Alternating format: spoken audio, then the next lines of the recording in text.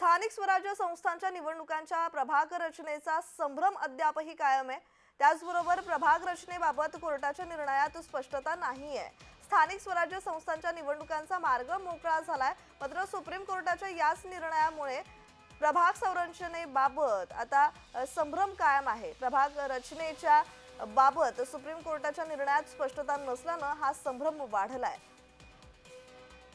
आणि या संदर्भात अधिकची माहिती देत आहेत आमचे प्रतिनिधी तेजस मोहातुरे। तेजस, स्थानिक स्वराज्य संस्थांच्या निवडणुकांचा मार्ग जरी मोकळा झाला असला तरी प्रभाग रचनेचा जो संभ्रम आहे तो कायम आहे। या संदर्भातला अधिकचा तपशील। नक्कीच स्थानिक स्वराज्य निवडणुकीच्या पार्श्वभूमीवर जर बघितलं तर सुप्रीम कोर्टाच्या निर्णयामुळे मार्ग मोकळा जरी झाला असला तरी प्रभाग संरचनेच्या बाबत संभ्रम निर्माण अजूनही आहे। प्रभाग रचनेच्या बाबत सुप्रीम कोर्टाच्या निर्णयात स्पष्टता नसल्याने वाढलाय संभ्रम। आणि आपण जर बघितलं असेल तर एकूण 2017 नंतर आता निवडणूक होत असल्यानं वाढीव लोकसंख्येच्या काळाचा सवाल सुद्धा आता उपस्थित केला जातो आहे। कोरोनामुळे 2021 मध्ये जनगणना होऊ शकली नाही, परंतु मतदारसंघ वाढलेले महाविकास आघाडीच्या प्रभाग संख्येत किंवा होती, मात्र शिंदे सरकारने प्रभाग रचना पूर्वता केली।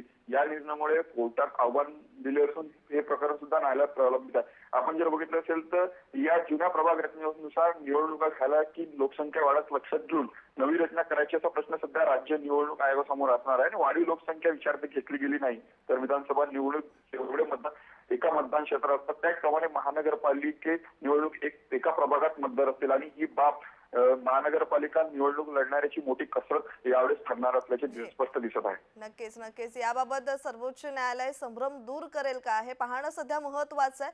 तेजस, धन्यवाद तुम्ही दिलेल्या माहितीसाठी।